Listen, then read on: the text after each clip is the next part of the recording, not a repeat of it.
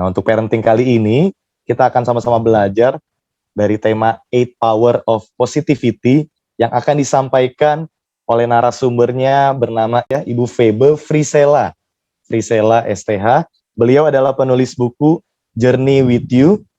Beliau juga hamba Tuhan yang melayani sebagai gembala GPDI Harvest City Cilengsi bersama dengan suaminya. Kemudian beliau juga gembala junior di GPDI Bethlehem Pondok Gede. Nah, Ibu Febe salah satu orang tua murid juga di NSC dari Quindi, siswa SMP kelas 8. Jadi langsung saja kita mau mendengarkan materi yang disampaikan oleh Ibu Febe. Shalom Ibu Febe. Shalom, selamat pagi. Selamat pagi seluruh keluarga besar NSC dan juga orang tua murid. Kita sehat-sehat semua dalam perlindungan tangan Tuhan. Amin, puji Tuhan. Yang pertama, saya sangat bersyukur kalau di parenting terakhir sebelum masuk masa libur lebaran tiba, saya dipercaya oleh NSC untuk menyampaikan poin-poin hal-hal yang berharga yang perlu kita terus belajar, yang perlu kita terus hidupi agar berdampak bagi generasi selanjutnya. Saya merasa sangat terhormat, saya merasa sangat bahagia bisa berjumpa secara online dengan keluarga besar NSC. Terima kasih saya ucapkan, dan pagi ini kita akan sama-sama melihat kekuatan dari firman Tuhan yang pertama, yang kedua kekuatan ketika ada praktek melakukan firman Tuhan, puji Tuhan. Dan saya mengawali sharing kita pagi hari ini dengan sebuah pemikiran yang saya pernah tujukan kepada diri saya sendiri. Jadi saya pernah bertanya kepada diri saya, jikalau ada dua pilihan, saya akan diajak masuk ke mall dengan barang-barang yang branded, harta benda duniawi yang branded, jalan-jalan di situ, atau saya akan diajak ke taman safari melihat binatang-binatang buas ciptaan Tuhan. Rasanya saya akan menjawab hal yang kedua. Saya akan memilih, saya diajak saja ke taman safari melihat binatang-binatang ciptaan Tuhan, karena disitulah titik saya merasa bahagia, kurang lebih seperti itu. Terutama binatang-binatang yang cukup buas, binatang-binatang yang katanya sangat berbahaya untuk kita dekati, untuk kita sama-sama bergaul ya, yang notabene rasanya tidak mungkin kalau manusia bisa bergaul dengan binatang-binatang buas tersebut. Nah, pagi ini kita akan melihat dulu, ada video menarik sekali selama 15 detik saja video ini. Dan saya percaya waktu Bapak Ibu melihat video ini pasti ada yang senyum-senyum, pasti ada yang mungkin dahinya agak mengernyit karena apa mungkin gitu ya. Dan berbagai rasa yang kita bisa rasakan ketika kita melihat video ini. Nanti kita akan melihat apa yang terjadi dari video ini. Silahkan.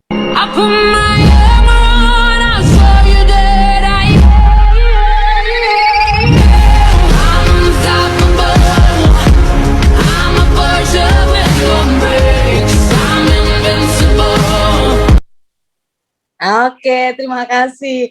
Nah, ini video yang singkat, namun tidak semua orang bisa gembira dan senang melihat video ini. Mungkin beberapa ada yang takut, beberapa ada yang gentar, dan lain sebagainya.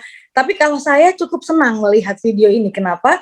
Karena bagaimana manusia itu bisa menjinakkan seekor singa, seekor binatang buas, itu cukup menarik buat saya. Jadi teringat perjuangan imannya Daniel ketika Tuhan izinkan masuk ke dalam gua yang berisi singa-singa, yang tentunya bukan boneka singa, dan juga tentunya bukan anak-anak bayi singa, tapi singa-singa yang lapar, singa-singa yang ganas. Tapi itu pengalaman iman Daniel. Nah, lewat video yang tadi kita sudah saksikan, kita akan melihat ternyata dalam firman Tuhan ada ayat firman Tuhan kebenaran yang akan membuat kita jadi mengerti ada rahasianya, ada hal-hal yang kita perlu tahu dari firman Tuhan. Kita akan lihat di dalam Yakobus 3 ayat 7 sampai ayat yang ke-9. Nah, ini Bapak Ibu bisa membacanya di rumah, saya sudah merangkumnya bagi kita semua, bahwa semua jenis binatang liar telah dijinakan oleh sifat manusia. Termasuk video yang tadi kita sudah saksikan. Tetapi tidak seorang pun yang berkuasa menjinakkan lidah. Wow. Kenapa? Karena dengan lidah kita memuji Tuhan. Dengan lidah kita pun mengutuk manusia. Itulah firman Tuhan yang diberikan buat setiap kita anak-anak Tuhan, membuat kita berpikir, membuat kita merenung, membuat kita mengevaluasi diri kita bahwa benar juga ya, sadar sekali kalau seringkali kita sebagai orang tua gagal, seringkali kita salah, seringkali kita juga jatuh dalam hal perkataan, dalam hal lidah, terutama ketika kita berhadapan dengan anak-anak kita. Ada banyak kalimat, ada banyak kata-kata yang kita investasikan bagi mereka, yang mana kata-kata tersebut adalah kata-kata yang sangat tidak berguna, sangat tidak membangun, dan tidak memuliakan Allah. Itulah ayat yang pertama yang kita sama-sama terima pagi hari ini. Singa, macan, terus binatang-binatang buas, segala rupa dapat dijinakkan oleh sifat manusia, tapi tidak seorang pun dapat menjinakkan lidah, kata firman Tuhan. Artinya, termasuk Bapak, Ibu, dan saya. Tidak seorang pun berkuasa menjinakkan lidah. Dengan lidah ini kita bisa berkata shalom, puji Tuhan, Tuhan Yesus memberkati, terima kasih. Tapi dengan lidah yang sama, kita pun dapat mengucapkan kata-kata yang berlawanan. Kata-kata yang menyakitkan, kata-kata yang membuat hati anak-anak kita berbekas dengan luka. Nah, kita akan melihat dalam Lukas 6 ayat 45. Lukas 6 ayat 45. Sebelum membaca, saya seringkali mendengar beberapa orang tua bahkan berkata seperti ini. Apa yang terucap dari mulut saya, apa yang terucap dari kalimat saya, itu hanya terucap begitu saja. Tapi hati saya tidak demikian. Saya percaya Bapak Ibu Saudara pun pasti sedikitnya pernah mendengar ungkapan seperti ini. Kalau boleh pakai bahasa yang lebih ringan, bunyinya seperti ini. Itu tidak bermaksud. Itu tidak keluar dari hati saya. Tapi cuman keceplos aja. Itu hanya terucap saja, tapi hati saya tidak seperti itu.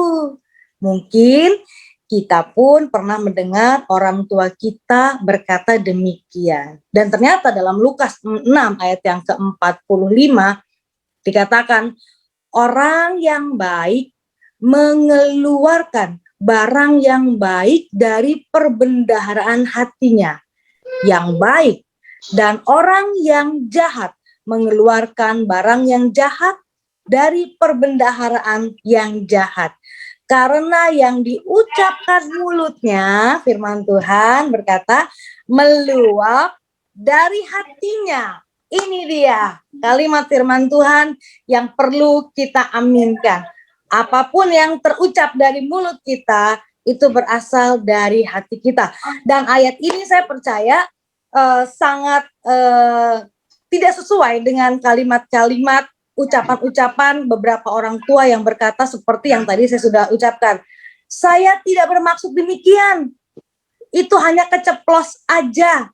Itu hanya kesebut aja, tapi hati saya tidak demikian. Sangat berbeda dengan ayat firman Tuhan yang tadi barusan kita baca. Yang setuju, Bapak, Ibu, Saudara boleh kasih icon love-nya di rumah masing-masing. Inilah firman Tuhan yang semakin memerdekakan kehidupan kita. Artinya begini, semua yang terucap dari mulut saya itu sebetulnya cerminan hati saya. Semua yang terkatakan dari ucapan saya itu menggambarkan kondisi hati saya. Wah, ini penting sekali, ini penting sekali. betapa kita perlu menjaga hati terlebih dahulu dibanding kita menjaga perkataan. Ada orang yang cukup mahir menjaga perkataannya karena dia sekolah, karena dia ikut pelatihan demi pelatihan, itu baik dan silakan kalau itu positif. Namun firman Tuhan mengingatkan kita untuk kita first menjaga hati terlebih dahulu, karena dari sini, dari area ini akan terucap segala sesuatu. Penting sekali. Puji Tuhan, haleluya. Dan kita akan melihat ada 8 kekuatan kata-kata positif yang tadi di awal Kak Ani juga sudah mengingatkan setiap kita bahwa lewat kalimat-kalimat positif yang kita ucapkan buat anak-anak kita itu dampaknya besar. Nanti saya akan buktikan bagaimana saya survei di lapangan ya, itu luar biasa, Tuhan sangat bekerja. Dan lewat 8 kalimat-kalimat positif ini kita percaya bahwa setiap anak-anak yang Tuhan percayakan, mereka semua adalah ciptaan Tuhan untuk kita didik sesuai dengan kebenaran firman Tuhan, untuk kita hormati. Memang mungkin mereka secara usia masih kecil, tapi kita belajar menghormati setiap anak-anak kita. Amin, puji Tuhan. Dan tahun lalu tepatnya ketika saya mendapat pembelajaran ini dari NSC tentunya, saya tergerak untuk mempraktekkannya kepada sekelompok ibu-ibu yang notabene mereka punya anak-anak yang bersekolah di sekolah yang cukup terkenal di Jakarta Pusat. Dan dalam sekian masa saya mengajak setiap ibu-ibu untuk mempraktekkan ini kepada anak-anak mereka, dan itu berdampak luar biasa, itu berdampak sangat positif sekali. Dan ketika NSC mempercayakan saya untuk hari ini berbagi dan menceritakan apa yang Tuhan kerjakan lewat kehidupan orang tua yang berubah, saya dengan sengaja lagi, saya membuat survei di lapangan. Saya mengajak 30 ibu-ibu dengan usia, dengan latar belakang yang berbeda. Ada yang hanya ibu rumah tangga, ada yang seorang pekerja, ada yang seorang pebisnis, bahkan tidak sedikit mereka adalah ibu-ibu gembala yang dari berbagai kota di Indonesia, dan ada seorang istri dari misionaris yang ada di luar Indonesia. Dan saya bersyukur ketika saya survei ini di lapangan, saya menemukan banyak kekayaan pengalaman yang rasanya kita perlu dengar, kita perlu sama-sama kaji untuk kita pelajari sama-sama. Apakah Bapak Ibu siap? Ada 4 pertanyaan yang sengaja saya ajukan kepada mereka, dan kita ada grup tersendiri yang mana kemarin grup itu selesai. Memang sengaja saya buat sekian masa dan selesainya kemarin untuk saya persiapkan hari ini, dan saya melihat banyak ibu-ibu khususnya karena saya wanita, jadi saya banyak TikToknya sama ibu-ibu ya. Bapak-bapak yang ikut Zoom pagi hari ini pasti ada caranya tersendiri yang Tuhan akan tuntun, Tuhan akan pimpin. Nah, saya membuat grup, dan setiap hari, setiap ibu-ibu di dalam grup itu boleh memilih kalimat apa saja yang mereka ingin ucapkan kepada anak-anak mereka. Dan mereka diberikan kesempatan untuk menceritakannya di dalam grup. Mereka juga menceritakan kegagalan, keberhasilan, bahkan respons si anak. Ini luar biasa. Waktu saya membaca pengalaman mereka setiap hari, saya terharu loh Bapak Ibu. Waktu mempersiapkan ini pun saya terharu. Kayaknya waktu saya lihat pengalaman mereka, wow Tuhan tuh bekerja banget gitu ya. Tuhan bekerja sekali dengan caranya yang sangat kreatif. Dan saya melihat ketika hati orang tua berubah, maka anak-anak itu mudah sekali berubah. Saya ulangi sekali lagi, ketika orang-orang tua kita berubah terlebih dahulu, kita akan mudah melihat anak-anak pun mengalami perubahan. Jadi, jikalau ada tuntutan yang tidak tertulis dan tidak terlukis, yang seringkali tergambar dalam pikiran dan hati benak kita sebagai orang tua. Anak duluan yang harus berubah, anak duluan yang harus mengerti ayah dan ibunya, anak duluan yang harus begini. Rasanya pagi hari ini kita perlu mendilet sama-sama konsep itu, karena kalau kita sebagai orang tua berubah terlebih dahulu, maka kita akan melihat, wow, bagaimana mudahnya anak-anak kita berubah. Oke, saya akan menyajikan ada 4 pertanyaan yang saya ajukan kepada 30 orang ibu-ibu ini, dan setiap pertanyaan saya sudah rangkum jawabannya, dan itu jawabannya sangat memberkati saya juga ya, sangat membuat pelajaran yang sangat khusus ya, saya pikir ya. Dan pertanyaan yang pertama saya ajukan kepada mereka seperti ini pertanyaannya, luar biasa. Apa yang membuat saya ingin menyerah sebagai orang tua ketika saya mau belajar mempraktekkan, mengucapkan kalimat-kalimat yang berguna, bermanfaat bagi anak-anak saya? Terkadang ada waktu, ada masa, ada situasi, kondisi yang membuat orang tua ingin menyerah. Saya bertanya, apa yang membuat saya ingin menyerah? Dan saya rangkum ada 3 jawaban yang saya akan share pagi hari ini. Yang pertama, mereka menjawab ketika mereka belum melihat ada perubahan dari anak-anak mereka. Itu yang membuat mereka ingin menyerah.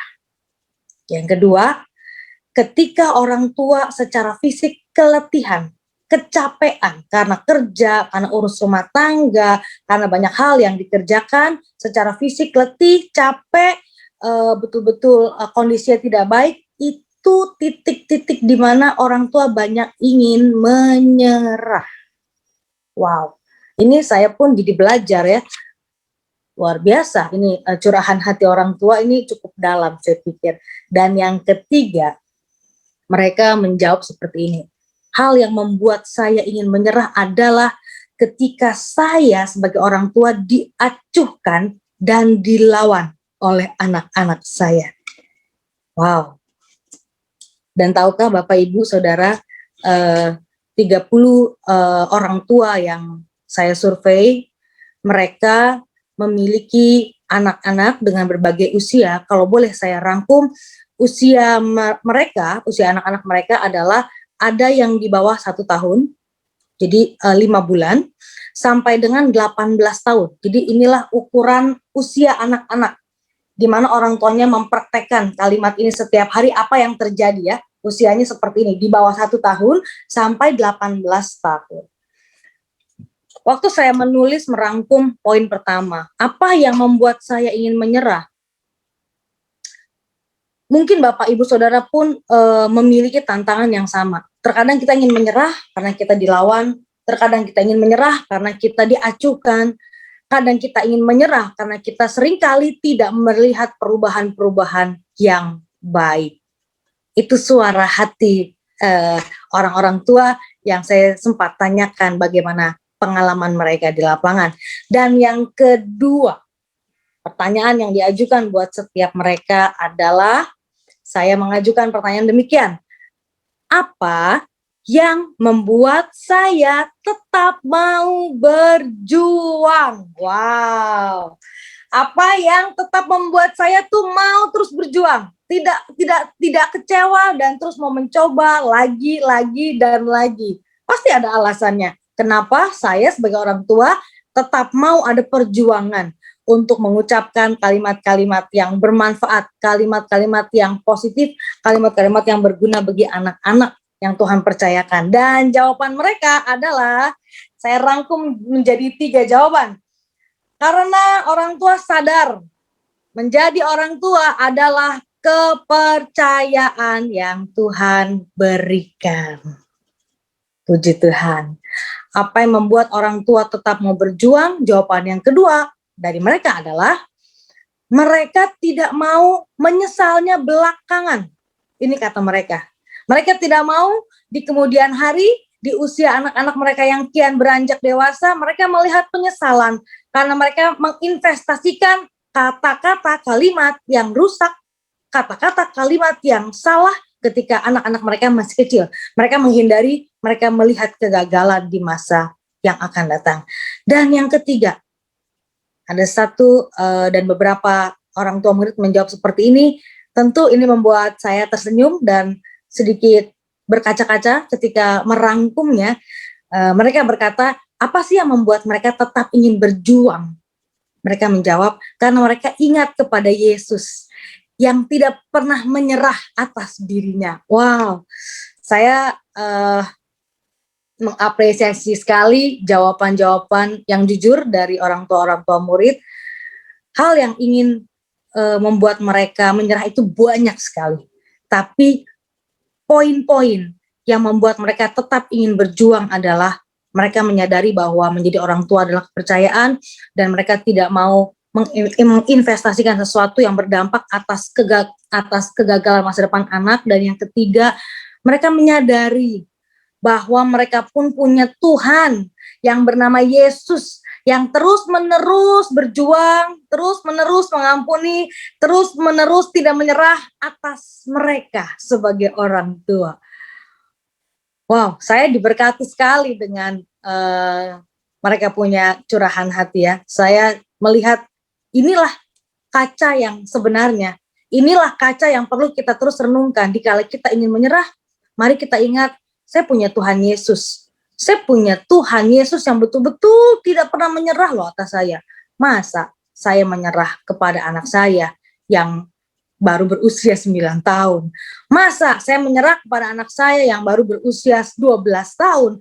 Masa saya menyerah kepada anak saya yang baru menginjak balita? Padahal saya punya Tuhan Yesus yang tidak pernah menyerah atas saya. Sebandel-bandelnya saya, sepemberontak-pemberontaknya saya juga sering banyak nggak berubah, saya juga sering banyak ngelawan Tuhan, saya juga sering mengacuhkan Tuhan, saya juga sering punya respon-respon yang tidak baik kepada Tuhan, tapi Tuhan selalu tidak menyerah kepada saya. Inilah perenungan yang akhirnya saya simpulkan dari dua pertanyaan yang pertama. Mudah-mudahan ini memberkati dan mencerahkan setiap orang tua murid, di mana saya pun masih terus belajar dan belajar terus untuk menjadi orang tua yang memiliki dampak yang tepat dan baik bagi anak kami ya. Sedikit bercerita bahwa saya dan suami seperti yang tadi diperkenalkan di awal, bahwa kami dipercayakan oleh Tuhan menjadi gembala sidang, mempunyai banyak anak-anak rohani baik dari Jakarta dan berbagai kota. Namun kesepakatan yang seringkali saya dan suami bicarakan adalah seperti ini. Sebelum kami sebagai orang tua rohani menjadi berkat, menjadi teladan bagi anak-anak rohani yang Tuhan percayakan, yang pertama, kami sebagai orang tua jasmani itu yang perlu jadi teladan, jadi berkat bagi anak jasmani kami. Karena begini, kalau bertemu dengan anak-anak rohani, itu bisa saja seminggu sekali, atau 2 minggu sekali, 2 bulan sekali, dan lain sebagainya. Tapi ketika bertemu dengan anak-anak jasmani, itu boleh dikatakan 24 jam ya, setuju ya Bapak Ibu ya. Dari terbit matahari sampai tenggelamnya, sampai terbit lagi sampai tenggelamnya, kita bersama-sama. Apalagi sekarang 1 tahun sudah kita melewati masa pandemi, semua otomatis di rumah saja. Jadi saya seringkali mengingatkan diri saya bahwa jikalau saya memiliki waktu untuk konseling, sharing, impartasi bagi banyak anak-anak rohani. Namun, jika saya tidak pernah punya waktu dan meluangkan atau mengkhususkan waktu untuk hanya bermain dengan anak saya, untuk hanya ngobrol-ngobrol ringan dengan anak saya, itu catatan besar buat saya. Begitu ya. Jadi mudah-mudahan dengan sharing singkat ini mencerahkan Bapak, Ibu, Saudara, dan teman-teman untuk kita jadi berkat, khususnya bagi anak kita terlebih dahulu, yang mana satu rumah dengan mereka, yang mana selama 24 jam kita bersama-sama dengan mereka. Ini penting sekali. Anak-anak kita lah yang melihat, mendengar, merasa, menyaksikan segala respon-respon kita di dalam rumah. Mereka lah generasi selanjutnya yang akan bersaksi atas pekerjaan Tuhan yang luar biasa di dalam setiap keluarga. Puji Tuhan. Nah, kita akan masuk ke jenis pertanyaan ketiga dan keempat yang saya ajukan kepada setiap orang tua murid. Kalau tadi poin pertama dan poin kedua, saya merangkumnya menjadi 3 jawaban. Namun, pertanyaan yang ketiga dan keempat, saya menuliskan dan merangkumnya menjadi 10 jawaban. Karena ini jawabannya sangat luar biasa. Pertanyaan yang ketiga, ini dia, saya berikan kepada setiap orang tua pada waktu saya survei, saya bertanya, apa dampaknya bagi si anak? Jadi apa dampaknya bagi anak ketika saya mengucapkan kalimat yang positif? Tentu ada dampak. Bagaimana ada dampak juga ketika kita mengucapkan kalimat yang negatif? Tentu ketika kita mengucapkan kalimat yang positif pasti ada dampak. Apa dampaknya bagi si anak? Jadi Bapak Ibu silakan dengar jawaban dari orang-orang tua murid yang mereka sudah praktek selama sekian waktu. Dan saya waktu mendengar ini pun merasa takjub, terharu, bersyukur sama Tuhan ya. Jadi banyak rasa gitu waktu saya mempersiapkan untuk hari ini. Jadi apa dampaknya bagi anak ketika orang tua mengucapkan kalimat yang positif? Yang terjadi adalah orang tua melihat anak-anaknya bahagia. Ternyata bahagia bukan sekedar kita beliin makanan yang enak, kita beliin baju yang bagus, kita beliin mainan yang lucu-lucu, tapi ketika orang tua mengucapkan kalimat-kalimat yang positif, kalimat yang bermakna, kalimat yang berguna, sebuah investasi bagi hidup mereka, mereka menjadi anak-anak yang bahagia. Saya simpulkan seperti ini. Jadi, anak-anak tidak perlu repot-repot mencari kebahagiaan di luar rumah yang notabene pergaulan itu banyak sekali membuat anak-anak kita jadi jauh daripada Tuhan. Atau anak-anak kita tidak perlu repot-repot sibuk dalam gadget mereka, bersosmed ria untuk mencari kebahagiaan. Sebetulnya tidak perlu. Kenapa? Karena hubungan dengan orang tua, mereka bisa merasakan dampak bahagianya. Ini penting sekali Bapak Ibu. Karena banyak sekali Bapak Ibu orang tua yang mungkin sibuk bekerja dan banyak rutinitas ya, seringkali melakukan sesuatu yang dianggapnya dianggapnya itu biasa-biasa saja, tapi itu berdampak tidak baik. Contoh, agar anak diam, dikasih gadget, agar anak tidak merepotkan saya sebagai orang tua, saya kasih bebas untuk mereka bersosmed ria. Ini berlaku bagi anak kecil sampai teenager ya, dan mereka mengelilingi dunia sosmed dengan cara mereka sendiri, dan kita tidak ada bersama-sama dengan mereka, dan mereka melihat, mendengar apapun, kita pun tidak ada bersama-sama dengan mereka.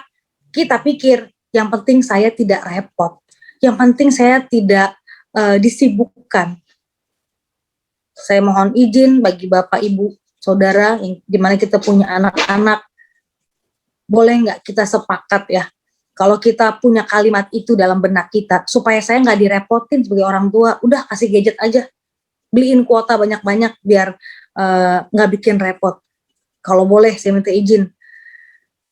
Itu adalah suara keegoisan orang tua. Pokoknya bagian saya cari duit aja, untuk ngobrol sama anak, untuk mendampingi anak, saya nggak punya waktu. Itu adalah suara keegoisan, dan kita orang tua butuh bertobat dalam tempo yang sesingkat-singkatnya. Amin. Ya, kita menginvestasikan sesuatu yang keliru bagi anak-anak kita. Jawaban yang selanjutnya ketika saya bertanya kepada mereka sebagai orang tua, apa dampaknya bagi anak? Anak merasa dihargai. Oh, haleluya. Anak merasa dihargai dengan kalimat yang diucapkan oleh orang tua. Anak merasa dia dihargai. sekalipun dia mungkin masih kecil, sekalipun dia mungkin belum bisa melakukan banyak hal, tapi mereka merasa dihargai.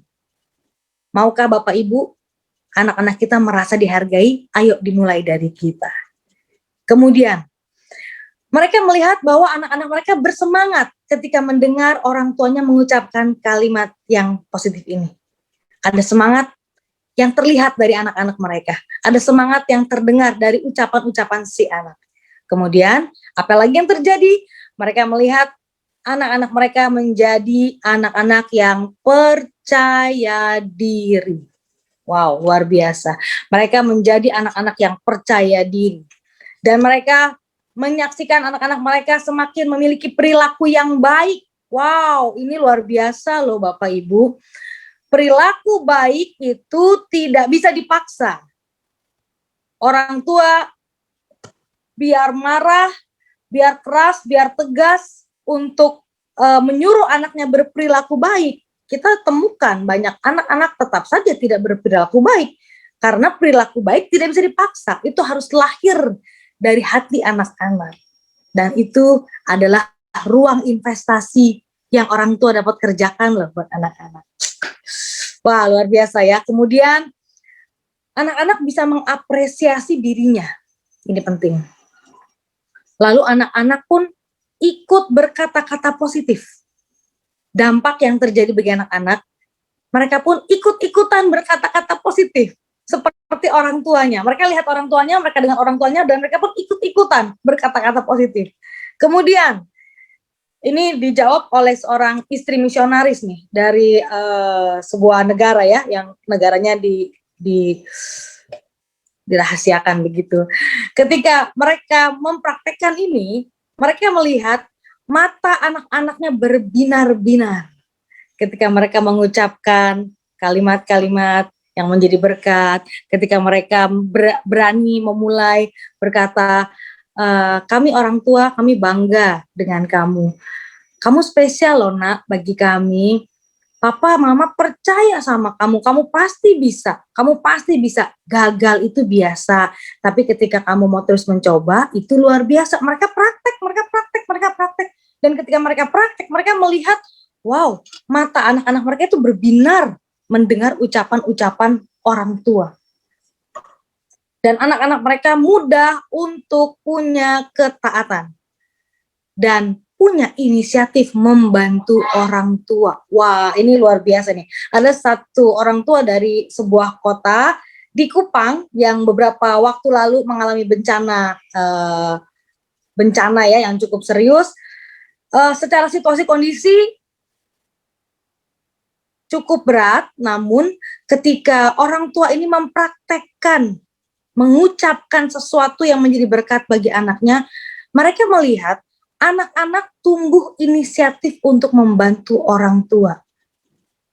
Saya pun diberkati dengan kesaksian seperti ini. Luar biasa.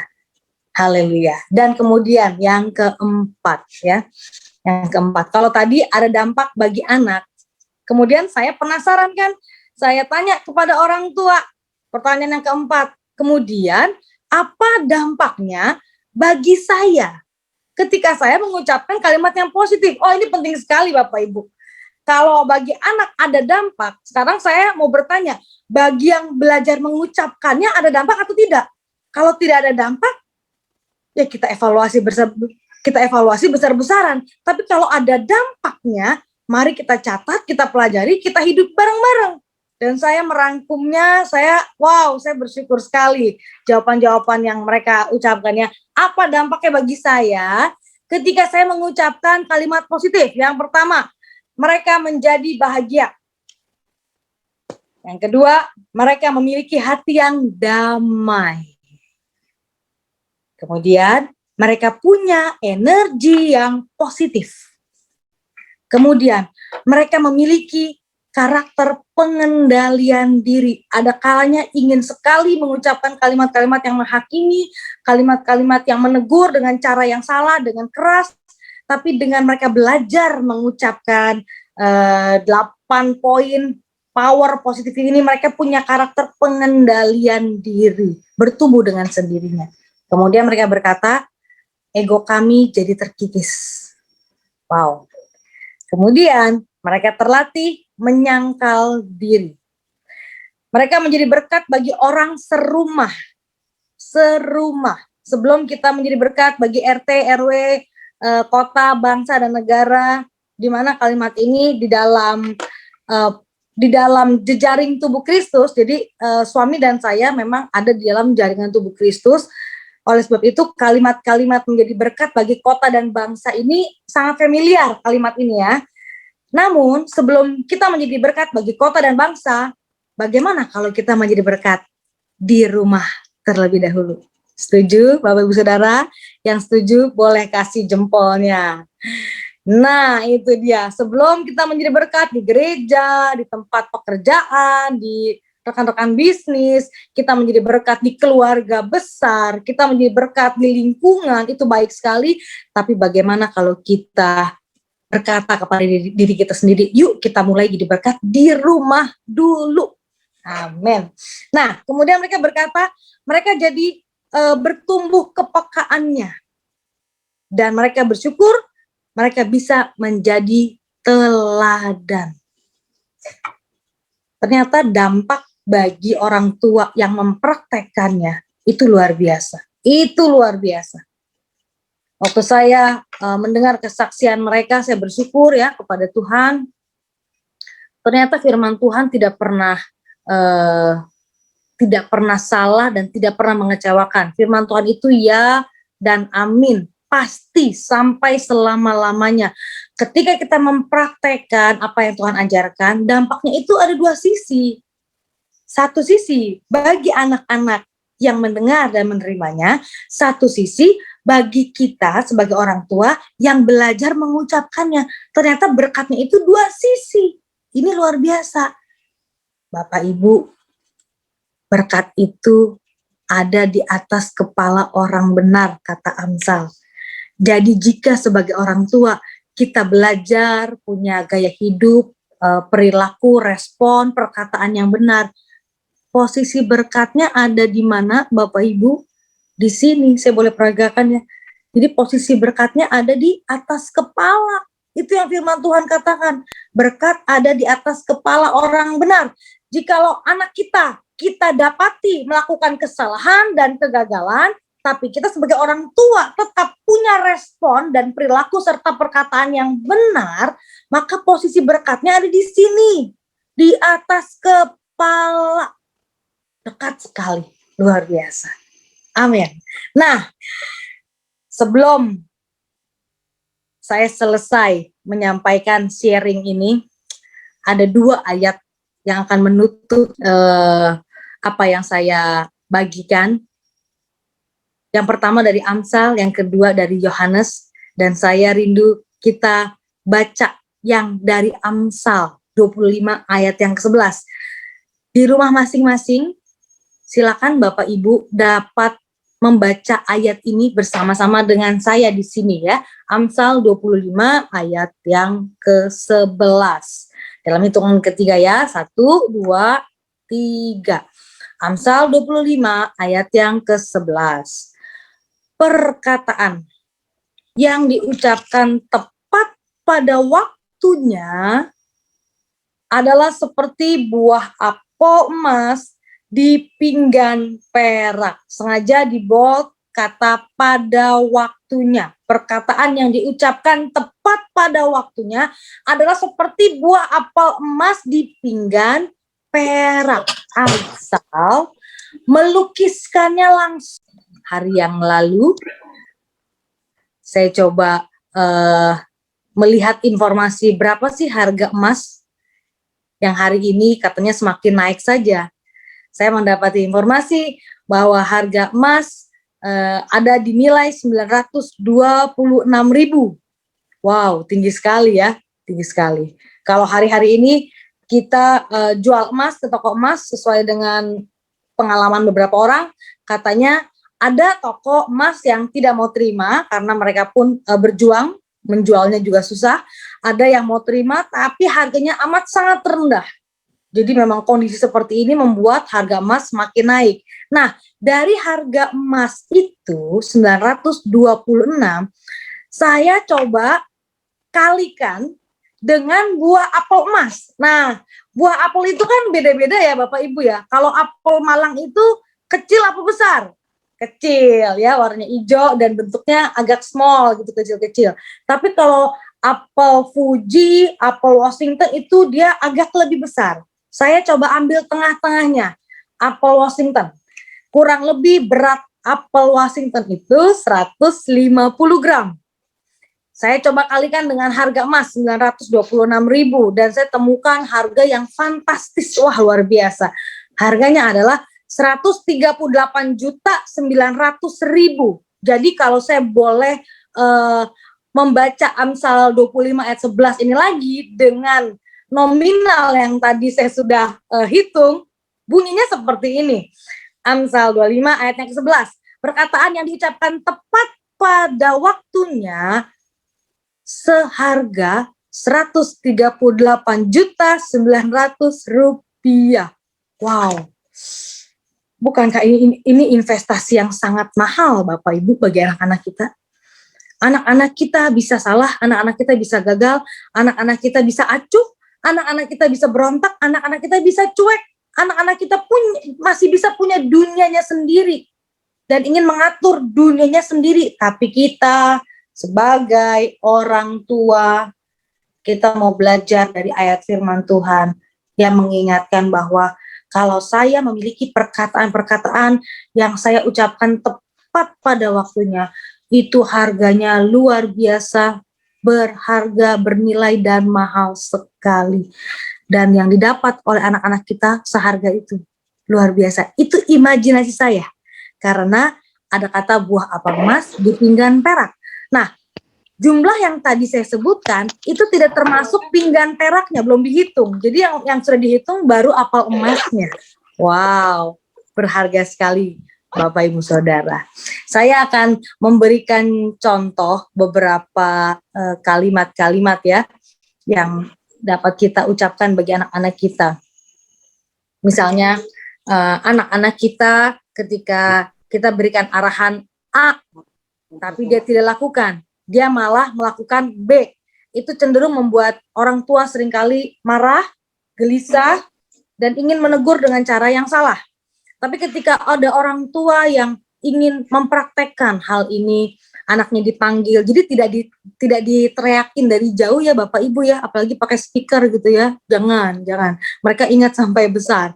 Kalau kita ingin menegur, ambil waktu, ini penting, mata ketemu mata, ambil waktu, duduk sama-sama, dan ucapkan dengan cara yang tepat, cara yang baik. Jadi, jikalau kita sebagai orang tua masih seringkali berjuang dalam cara dan gaya yang keliru dan salah, Tuhanlah yang memberikan kita kekuatan untuk kita berubah. Artinya, kalau kita marah dengan anak, kita tegur anak dari jarak jauh sambil dengan volume yang semakin menanjak naik, teriak begitu, dan kita menyerukan kalimat-kalimat yang negatif, itu tidak berdampak apa-apa bagi si anak untuk dia berubah. Bahkan sebaliknya, hati anak-anak bisa kecewa dan semakin ada kepahitan. Ini penting untuk kita catat sebagai orang tua. Dan kembali ke contoh yang tadi, ketika si anak tidak melakukan arahan orang tua, kita panggil, kita duduk sama-sama dengan cara yang tepat, dengan cara yang baik, kita belajar. Kita yang belajar loh Bapak Ibu, kita belajar. Kita mengapresiasi anak-anak kita. Nah, kamu berharga, kamu spesial bagi papa dan mama. Papa dan mama percaya kamu pasti bisa, kamu pasti sanggup, kamu pasti mampu. Sini, papa mama berdoa ya buat kamu. Wah, itu kalimat yang luar biasa akan berdampak bagi si anak. Pertanyaan saya, jikalau anak-anak kita sudah mulai teenagernya, kita akan lihat ya dunia teenager zaman now, wow, luar biasa, luar biasa. Kami sekeluarga baru menjadi warga di Cilengsi ini masuk bulan yang ke-7. Sebelumnya kami di Jakarta, di Kemayoran selama 12 tahun. Nah, di tempat kami, di lingkungan kami banyak sekali anak-anak pra-remaja ya dan teenager, dan saya bersyukur Tuhan berikan kesempatan untuk kami sekeluarga menjadi berkat, dan khususnya anak kami Windy untuk menjadi anak teenager yang menjadi teladan. Itu tidak gampang, tidak gampang. Dikala anak-anak teenager itu ngumpul hanya sibuk lihat gadget mereka, joget-joget TikTok yang tidak berguna, lihat-lihat Instagram orang dan lain sebagainya, dan membicarakan banyak kelemahan dan kejelekan anak-anak yang lain. Di situ kami berkata sama Windy, di situ Windy punya kesempatan untuk menjadi berkat bagi teman-teman yang sebaya. Ketika teman-teman mulai datang dengan membawa laporan-laporan keburukan anak-anak yang lain, bagaimana respon Windy itu menjadi sebuah kesempatan untuk menjadi berkat. Jadi kami sebagai orang tua, kami hanya bisa support karena kami tidak turun ke dunia teenager. Yang turun ke dunia teenager adalah Windy. Kami turunnya ke dunia orang tua. Jadi Bapak Ibu, saya share seperti ini bukan karena kami punya peran gembala sidang dan pendeta, karena menjadi berkat itu bukan tugasnya gembala sidang, bukan tugasnya pendeta. Menjadi berkat, menjadi terang, menjadi garam itu tugas kita semua. Amin. Yang setuju kasih love dulu ya. Jadi menjadi berkat, menjadi terang, menjadi garam itu bukan tugas pendeta, bukan tugas gembala sidang, tapi menjadi tugasnya kepercayaan otoritas yang Tuhan berikan bagi orang-orang percaya. Dan kita adalah orang-orang itu yang percaya kepada Tuhan Yesus Kristus. Jadi itulah peran kita, itulah otoritas yang Tuhan percayakan kepada kita. Amin, haleluya. Nah, saya percaya setiap kita punya kesempatan banyak untuk kita terus bertumbuh, untuk kita terus mengalami perubahan-perubahan yang Tuhan berikan kepada kita. Dan ayat yang terakhir yang saya akan bagikan kepada setiap Bapak Ibu ada di Yohanes 15 ayat yang kelima. Yohanes 15 ayat yang kelima. Firman Tuhan berkata, boleh juga dibaca di rumah sama-sama dengan saya. Akulah pokok anggur dan kamulah ranting-rantingnya. Kalau Bapak Ibu melihat foto perkebunan anggur, ranting-ranting anggur itu dia menempel dengan pokok anggur. Dia menempel. Jadi saya lanjutkan kalimat ini di ayat yang kelima. Akulah pokok anggur dan kamulah ranting-rantingnya, nempel begitu ya. Barang siapa tinggal di dalam aku dan aku di dalam dia, ia berbuah banyak.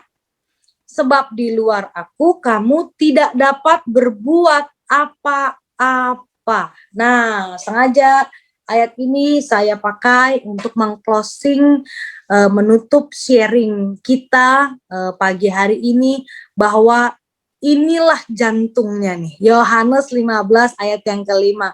Akulah pokok anggur, kata firman Tuhan. Ini kata Tuhan Yesus ya. Aku nih pokok anggur. Kamu, Bapak, Ibu, Saudara, dan saya, kita semua adalah ranting-rantingnya. Barang siapa tinggal di dalam aku, atau kalau boleh pakai bahasa yang agak kekinian gitu ya, barang siapa yang betul-betul melekat, nempel sama aku di dalam dia, dan dia di dalam aku, ia pasti berbuah banyak. Si ranting itu pasti mengeluarkan buah yang banyak. Sebab di luar aku, kamu tidak bisa berbuat apa-apa. Nah, sedikit saya coba menjabarkan ayat ini ya. Waktu saya renungkan. Akulah pokok anggur Tuhan Yesus. Dan kita adalah ranting-rantingnya. Yang mengerikan adalah ketika si ranting kelihatannya nempel dengan pokok anggur. Buktinya ke gereja rajin, buktinya pelayanan rajin, buktinya ikut bakti sosial juga aktif, buktinya sumbang sana sumbang sini, bahkan ikut nyumbang buat Kupang kemarin juga terlibat. Kayaknya hidupnya baik-baik saja. Kelihatannya nempel, tapi tidak berbuah banyak. Ketika dicek, ketika dilihat, ketika diuji, nempelnya nggak betulan begitu. mungkin ada double tip, jadi kelihatannya nempel. Mungkin ada satu sisi lem, jadi kelihatannya nempel. Jadi kelihatannya nempel. Jadi begini Bapak Ibu, ketika saya merenungkan ayat firman Tuhan ini, saya merenung dan kembali berkaca kepada diri sendiri dulu dan menyimpulkan seperti ini. Tuhan, jikalau hidup saya tidak mengeluarkan buah seperti apa yang Tuhan mau, jangan-jangan saya tidak tinggal di dalam Engkau dan Engkau tidak tinggal di dalam aku. Saya kasih waktu setengah menit saja untuk kita merenungkan ini sebagai orang tua. Tuhan, jikalau sebagai orang tua saya tuh nggak bisa berbuat apa-apa, saya nggak ada buah kesabaran, saya nggak ada buah pengendalian diri, saya nggak ada buah bisa bertumbuh dalam mengucapkan kalimat-kalimat yang seperti apel emas tadi. Kok kayaknya gagal terus ya Tuhan ya, kayaknya kok salahnya, waduh salah terus, kayaknya luar biasa perjuangannya. Kenapa ya Tuhan ya, padahal saya sering ikut khotbah-khotbah di YouTube, saya rajin kok Tuhan. Saya juga rajin follow Instagram pastor-pastor A sampai Z, saya sering baca caption mereka, saya sering lihat postingan mereka, kayaknya kan baik-baik saja. Kayaknya itu oke-oke saja. Tapi kok saya nggak bisa ya? Izinkan saya menjawabnya dengan ayat ini. Karena sebetulnya kita mungkin tidak tinggal di dalam Yesus, dan Yesus tidak tinggal di dalam kita. Ayat ini cukup membuat perenungan yang serius. Karena kalau kita tinggal di dalam Dia dan Dia di dalam kita, kita menempel sebagai ranting, kita betul-betul nempel, kita betul-betul melekat dengan si pokok anggur, kita pasti dibuat oleh Dia berbuah banyak. Tadinya nggak bisa sabar, jadi bisa. Itu berbuah banyak. Yang tadinya nggak bisa mengampuni, kok jadi bisa. Tadinya tidak bisa melupakan kesalahan, sekarang jadi bisa. Bukannya amnesia loh ya Bapak Ibu ya. Jadi melupakan kesalahan itu bukan amnesia. Kalau amnesia betul-betul pikirannya clear, nggak ingat apa-apa, bukan amnesia. Kita masih bisa ingat, namun ketika kita ingat, tidak ada lagi hati yang kecewa, amarah, bahkan kepahitan. Tapi yang ada adalah ucapan syukur. Ayat ini menguatkan setiap kita. Ayat ini membuat kita semakin menjalannya dengan semangat. Tuhan, saya memang terbatas. Sebagai orang tua, saya memang terbatas, tapi saya punya Tuhan Yesus yang tidak terbatas. Ketika saya berjalan dengan Tuhan Yesuslah yang mengajar saya, melatih saya, mengajak saya berjalan menembus batas-batas. Secara orang tua, secara manusia, kita punya batas kesabaran. Katanya kan begini, kalau orang tua kan seringkali berkata seperti ini. Bapak Ibu pasti setuju dan sedikit mungkin senyum-senyum mendengar ini ya. Ini kalimat yang dari zaman bahla, dari generasi ke generasi kita agak sering dengar. Ya saya memang sabar, tapi sabar itu ada batasnya. Nah itu kalimat-kalimat yang kita udah sering dengar ya. Saya bisa mengampuni, tapi semua tuh ada batasnya. Wah, saya mau tanya balik, batasnya di mana? Di mana batasnya? Nggak ada jawaban. Padahal firman Tuhan berkata, kasih itu yang pertama-tama ditulis apa? Sabar. Allah adalah kasih adalah Allah. Dia dibulak-balik, itu aja jawabannya. Allah adalah kasih adalah Allah. Dan kasih itu adalah sabar. Buah roh yang pertama ditulis adalah kasih. Kasih itu sabar. Apapun kondisi situasi anak-anak kita patut bersyukur, kita patut bersemangat terus memaknai bahwa inilah kesempatan untuk saya boleh bertumbuh dan berbuah dalam kesabaran. Haleluya. Inilah momen-momen mulai anak saya balita, masuk ke usia SD, masuk usia teenager dan seterusnya, dengan gaya hidup mereka, dengan kisah-kisah kehidupan mereka, itu adalah pelatihan yang berharga bagi saya, untuk saya bisa berlatih dalam kesabaran. Karena kasih itu adalah sabar.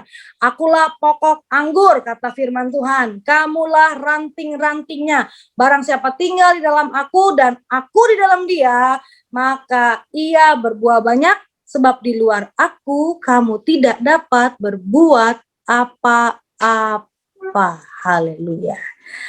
Saya ingin menutup dan mengajak Bapak Ibu di rumahnya masing-masing mengucapkan ayat ini, tapi kita ganti namanya ya. Jadi saya misalnya namanya Febe ya. Barang siapa tinggal di dalam aku dan aku di dalam Febe, begitu ya. Febe berbuah banyak, begitu. Ini menjadi deklarasi kita nih sama-sama menutup sharing di parenting terakhir sebelum kita libur panjang. Ini deklarasi kita bareng-bareng ya. Saya akan hitung 1, 2, 3 di rumahnya masing-masing. Kita akan ucapkan ayat firman Tuhan ini dan kita langsung ganti dengan nama kita. Akulah pokok anggur dan Febe ranting-rantingnya, begitu ya. Oke, siap? 1, 2, 3. Yohanes 15 ayat yang kelima. Akulah pokok anggur dan Febe lah ranting-rantingnya. Barang siapa tinggal di dalam aku dan aku di dalam Febe, maka Febe berbuah banyak. Sebab di luar aku, Febe tidak dapat berbuat apa-apa. Haleluya. Inilah deklarasi kita sebagai orang tua menutup parenting kali ini dan menyambut libur panjang, dan tentunya kita akan masih terus banyak diproses sebagai orang tua, tapi kita perlu ingat baik-baik bahwa di dalam firman Tuhan kita dimerdekakan, dan oleh firman Tuhan kita mengalami pemulihan, kita mengalami kemenangan. Di luar itu tidak dapat berbuat apa-apa. Bapak Ibu mau konseling 100 kali kepada sang ahli, tetap kita tidak bisa berbuat apa-apa kalau kita ada di luar Tuhan Yesus. Mudah-mudahan kalimat terakhir ini dapat kita terima dan dapat kita maknai dengan tepat. Terima kasih, Tuhan Yesus memberkati kita semua. Saya kembalikan kepada Panglima yang berwajib. Terima kasih. Terima kasih Ibu Febe. Bapak Ibu, mari kita beri tepuk tangan ya, kita beri aplaus kepada Ibu Febe.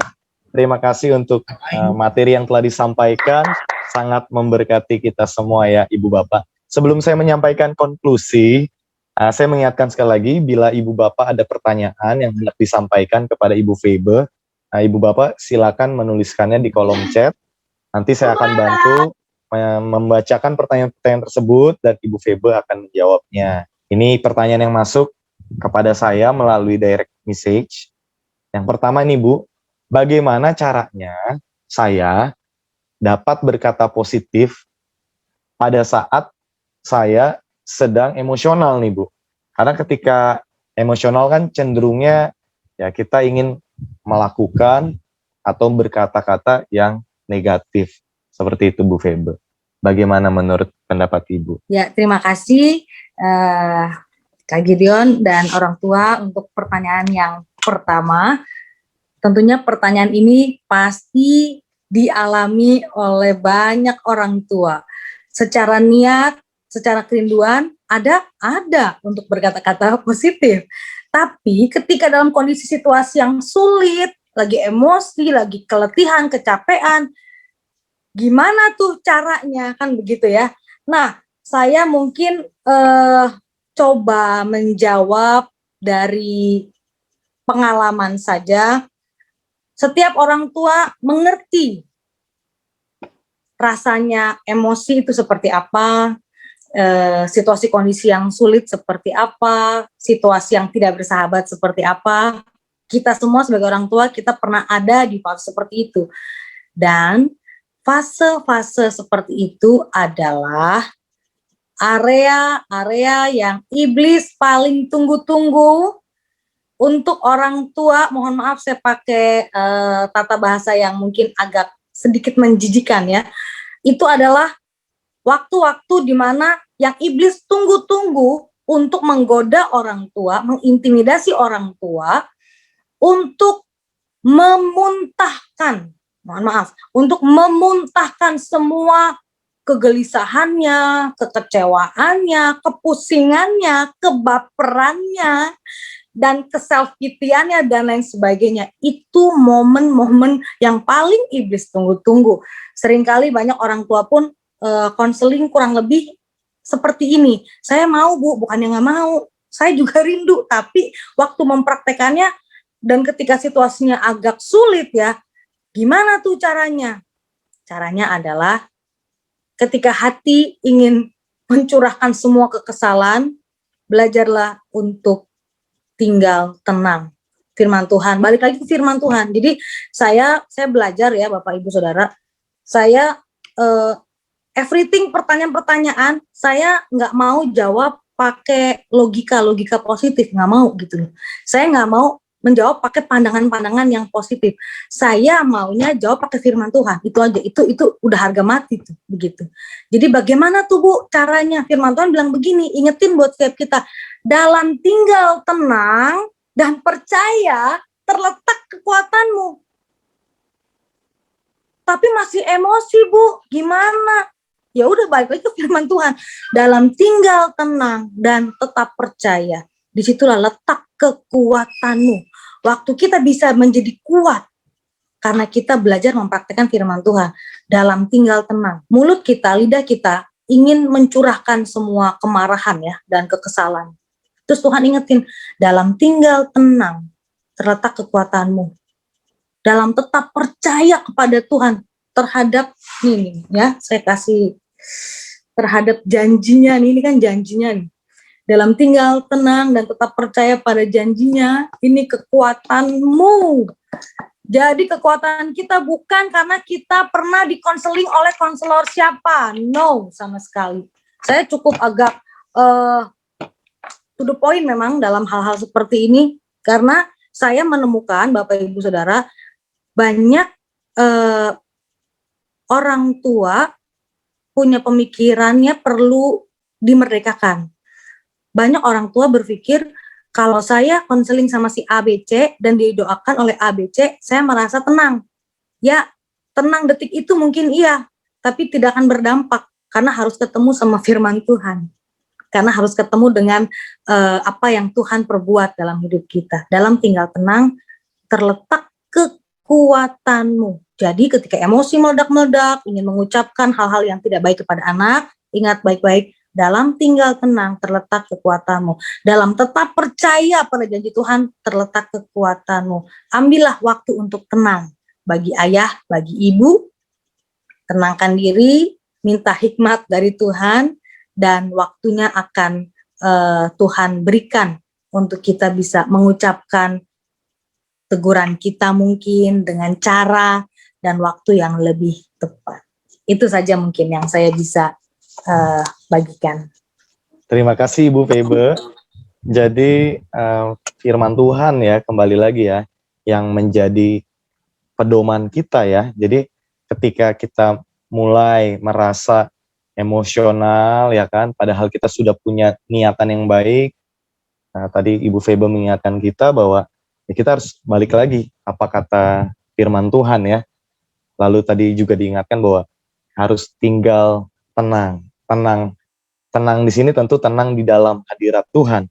Makanya tadi di akhir materi tadi Ibu Febe juga mengingatkan kita untuk melekat dengan Tuhan gitu ya. Tuhan ada di dalam hidup kita dan kita ada di dalam Dia. Ya, saya percaya Tuhan akan terus memberikan kita kemampuan. Ibu Febe, ini ada orang tua yang menanyakan nih. Dia punya anak sudah berusia remaja dan merasa sudah terlanjur dari kecil gitu ya, terbiasa mengucapkan perkataan negatif kepada anaknya. Nah sekarang yang ditanyakan, apa yang harus dilakukan nih Bu Febe? Anaknya sudah remaja Bu, dan sudah terpapar dengan perkataan negatif, sudah sering gitu ya, mulai dari masih kecil sampai di usia remaja sekarang. Baik, terima kasih Kak Gideon buat pertanyaannya. Ya. Anaknya sudah remaja, Ya, Bu. terlanjur invest hal-hal yang salah mungkin di masa-masa yang lalu, dan Tuhan baru memberikan kesadarannya sekarang ketika anaknya sudah berusia remaja. Bagaimana caranya? Yang pertama, selalu tidak pernah ada kata terlambat untuk kita melihat perubahan selama kita mengandalkan Tuhan. Tidak pernah ada kata terlambat untuk kita bisa melihat perubahan-perubahan yang semakin lebih baik di dalam setiap keluarga kita. Tidak pernah ada kata-kata yang terlambat untuk kita juga memulai perilaku-perilaku yang benar. Kalau dulu kita mengucapkan kata-kata yang tajam dan menikam, sehingga hati anak-anak kita lukanya banyak sekali dan sangat sulit untuk disembuhkan, tapi sekarang kita mendengar firman Tuhan, mendengar kebenaran, dan kita ingin memperbaikinya. Mari kita perbaiki, mulai dari kapan? Mulai dari hari ini. Mulai dari sejak kita mendengar kebenaran yang sudah Tuhan bagikan. Dan bagaimana praktiknya?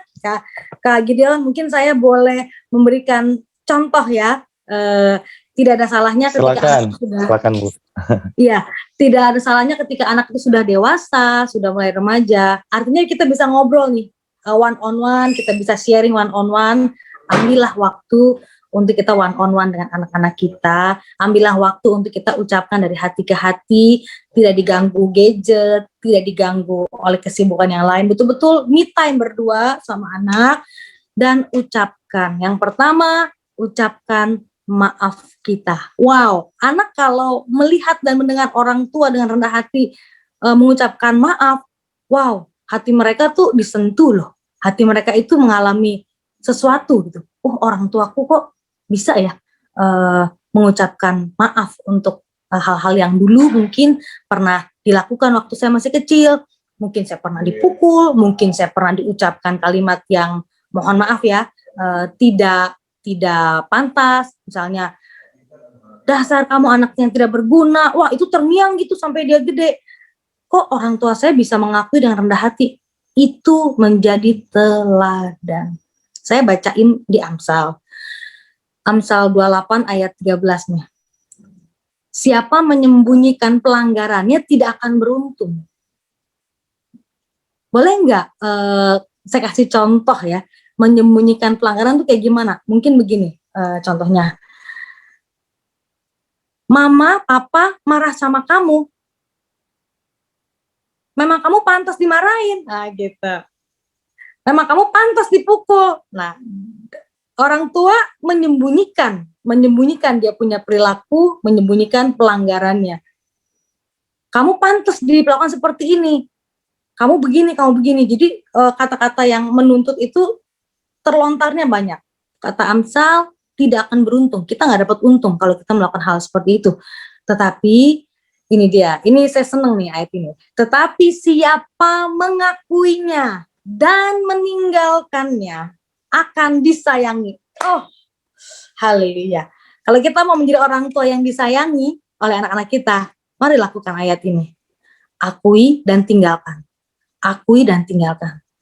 Tidak hanya mengakui. Maaf ya nak, mama, papa kemarin cubit tangan kamu sampai biru, koma. Abis kamu sih nak, bikin mama kesel, bikin papa pusing. Itu bukan begitu.